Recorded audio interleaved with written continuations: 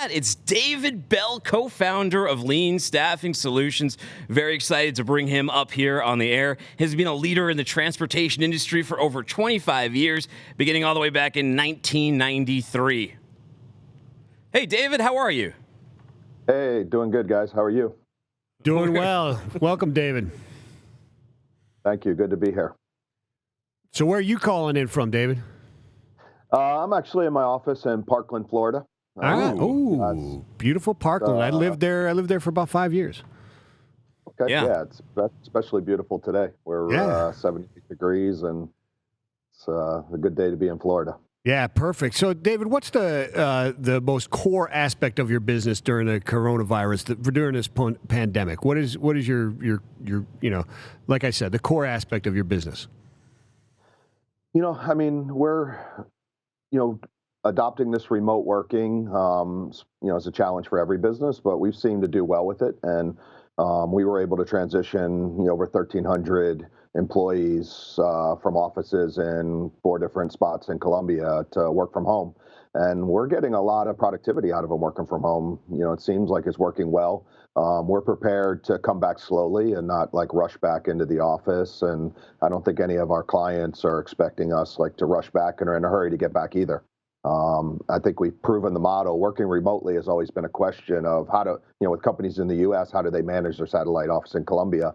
And working remotely, they always feel like they had to have it right there in front of them. And I think we've proven that people can work from home. And we're finding that KPIs and productivity is actually up, because what else do they really have to do at home but bang out some work? So we feel we've done a good job and successfully transitioned and adopted the work from home, remote working mentality that may be with us for a while. My wife might grumble about that one, working from home. She wishes she could get the work done. It's hard not to notice you being surrounded by greatness over there. On one shoulder, you got Jerry Rice. On the other, you got Michael Jordan. There's actually a fascinating documentary called The Last Dance that's out right now, talking about how Phil Jackson, Jerry Krause putting together a great team. Your site reads the toughest single challenge in running your business is finding the right people, assembling that right team. So how do you folks go about doing that? Man, I think that finding the best talent, and I think that's one thing I've done well in my career, is I'm fascinated by special people and special talent and people that are blessed with just true, genuine talent. And, like you mentioned, the memorabilia behind me are special sports talent, but there's a lot of special talent, just people in general, that can be applied to anything. And I've always just looked for that special talent, which is, a combination of a bunch of things, desire being one of them. And if you can find that talent in any business, I think that's the key to building a successful business is getting the talent and the right talent. And we've been able to do that with our clients. That's what we do specialize in, is finding that good talent and nearshoring and delivering it. So it's definitely key.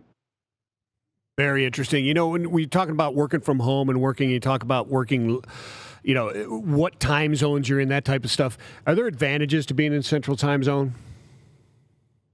Oh yeah, huge advantages.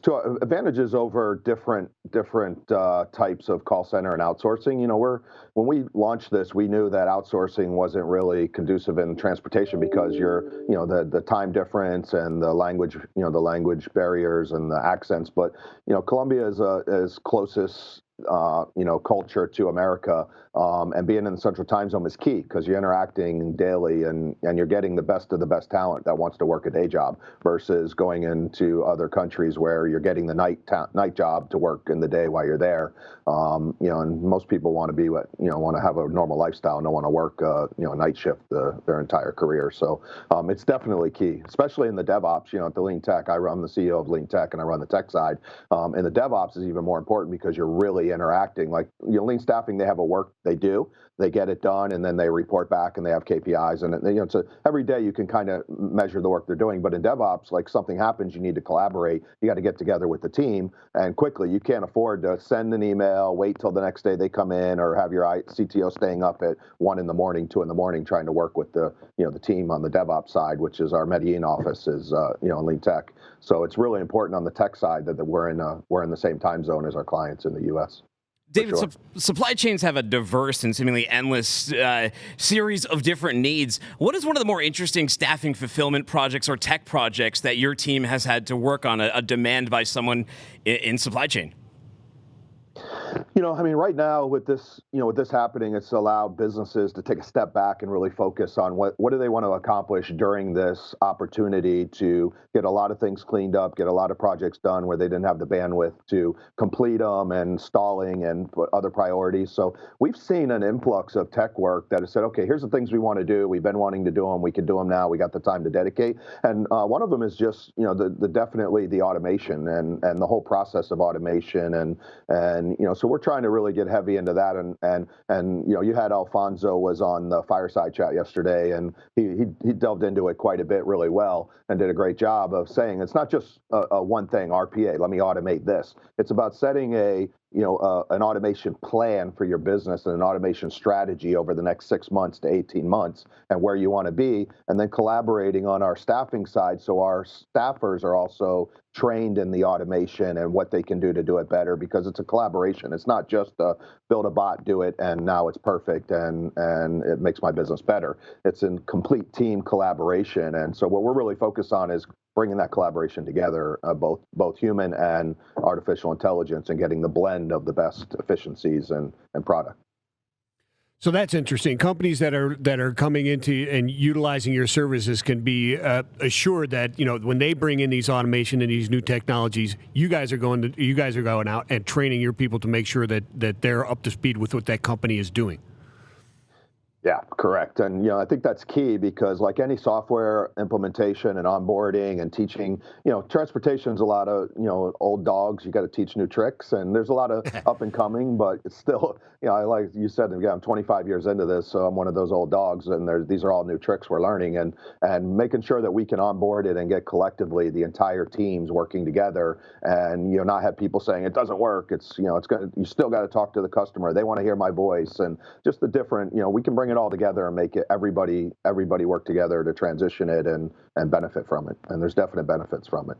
Hey, Diana Guzman in our Slack channel from Aptitude, she said, love that you mentioned The Last Dance sooner, and it tied it to the right team. The Chicago Bulls of the 90s are by far IMO the greatest team in basketball history. You're going to agree with her, David?